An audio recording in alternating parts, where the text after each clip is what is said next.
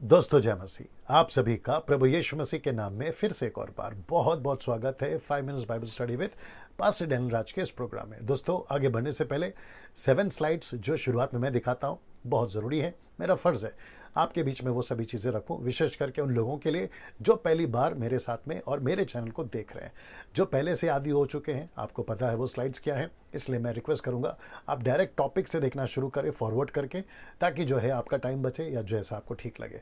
लेकिन जो पहली बार देखते हैं उनके लिए ज़रूरी है कि ये 7 स्लाइड्स देखना ज़रूरी है। आइए देखते हैं वो क्या क्या है जो कि आपके बीच में मैं भी रखने जा रहा हूँ। जी दोस्तों, सबसे पहले आपको मेरे चैनल को सब्सक्राइब करना है, डैनियल राज चैनल को। आइकन बेल को प्रेस करना है। उसके चलते क्या होगा कि मेरे मैसेजेस जब अपलोड होते हैं यूट्यूब पे, तो उसकी नोटिफिकेशन आपको ये लोग जो हैं भेजते रहेंगे। साथ ही साथ मेरे पेज को लाइक कर लीजिए, डैनियल राज पेज को।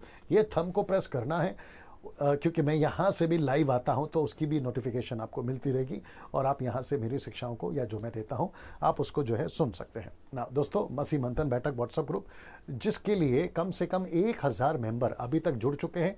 मकसद यह है इस ग्रुप का कि गलत शिक्षाओं के प्रति एक मुहिम हमने शुरू करी है। अभी तो फिलहाल ऑनलाइन चल रहा है, लेकिन जब सब कुछ ठीक हो जाएगा तो प्रत्यक्ष रूप में, विजिबली रूप में आप सभी के साथ बैठक होगी, जिसमें आपको विस्तार रूप से हर चीज़ जो है समझाया जाएगा ना। दोस्तों, उसके लिए आपको करना क्या है, इनमें से किसी भी एक नंबर पे आपको कॉल करना है।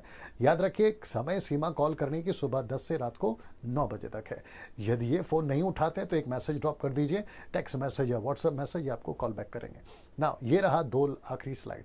एक है मिल्क ड्रिंकिंग क्रिश्चियंस, मेरे वीडियोस को ना देखें इब्रानियों 5:13 के अनुसार, क्योंकि उनको वचन की पहचान नहीं होती है और उल्टा सीधा कमेंट्स करते हैं, और जिसके चलते कई लोगों को ठोकर लगती है। अधूरे ज्ञान के सेवक भी मेरे वीडियोस को ना देखें, क्योंकि वो उनकी डॉक्ट्रिन्स अलग है, उनकी अंडरस्टैंडिंग अलग है, और वो जो है उल्टा सीधा बोलना शुरू करते हैं। बेटर ये है, अगर देखना चाहते ये लोग तो चुपचाप से देखना है। ये देख लीजिए, चुपचाप से देखना है ना। दोस्तों, आज का स्क्रिप्चर का खुलासा।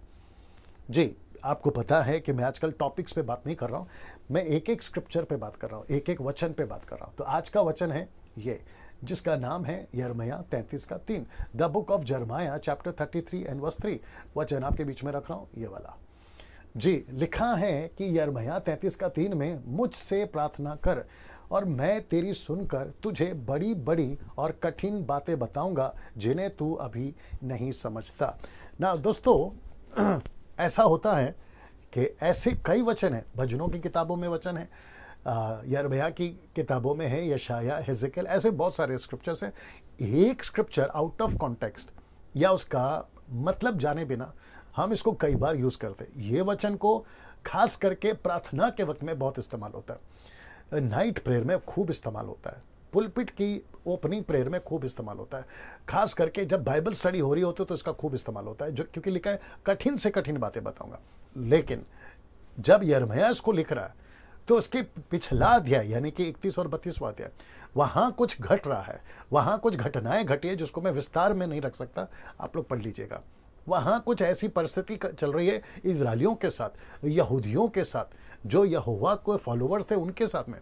तो ऐसे वक्त में यिर्मयाह जो है वो प्रार्थना करता है, तब परमेश्वर उसको कहता है कि बेटा, मैं तुझे बड़ी सी बड़ी और कठिन बातें बताऊंगा। कॉन्टेक्स्ट यह है कि उस वक्त के लिए, मैं रिपीट करता हूं, उस वक्त के लिए।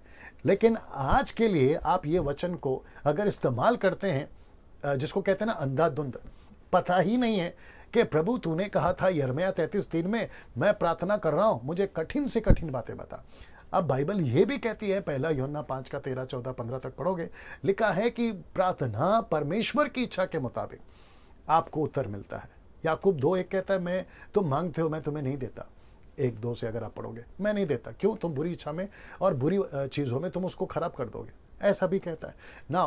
प्रार्थना का उत्तर ये परमेश्वर के ऊपर है। अगर आप ये कहोगे कि प्रभु मेरा पड़ोसी मुझे बहुत तकलीफ देता है, क्योंकि आपने यिर्मयाह 33:3 में कहा है कि कठिन से कठिन बातें बताऊंगा, मैं चाहता हूं कि तू उसका सत्यानाश कर दे। किसका? पड़ोसी का। ऐसा करेगा प्रभु? कभी नहीं करेगा। अगर आप ये कहोगे कि प्रभु मेरा बिजनेस जो है ना, मेरे अपोजिट पार्टनर को दिखाने के लिए कि मैं क्या कर सकता हूँ, उसका बिजनेस लॉस कर दे, मेरा सक्सेस कर दे, कठिन से कठिन बातें बताऊंगा, तूने कहा था यिर्मयाह 33:3 में, इसलिए मेरा बिजनेस को नंबर 1 बना दे। ऐसा बनाएगा? बिल्कुल नहीं बनाएगा। तो वचन का जब आप सहारा लेते हैं तो आपको उसकी पार्श्वभूमि, आपको उसका बैकग्राउंड, आपको उसका कॉन्टेक्स्ट चेक करना बहुत ज़रूरी है। तो यिर्मयाह 33:3 आप इस्तेमाल करते, मुझे कोई दिक्कत नहीं है। परमेश्वर कल आज युगानुग एक सा है। लेकिन साथ ही साथ जब नया नियम आ गया, पौलुस की पत्रियां आ गई, पवित्र आत्मा आ गया, अब हमें सेंस है कि प्रभु ऐसी किसी प्रार्थना का उत्तर नहीं देता, ऐसी किसी प्रार्थना का सम्मान नहीं करता जिसमें उसकी मर्जी शामिल नहीं है। तो उसकी मर्जी शामिल होना ज़रूरी है, उसका विल, उसकी इच्छा शामिल होना बहुत ज़रूरी है, तब परमेश्वर जो है प्रार्थना का उत्तर देता है। आई होप आप ये समझे होंगे।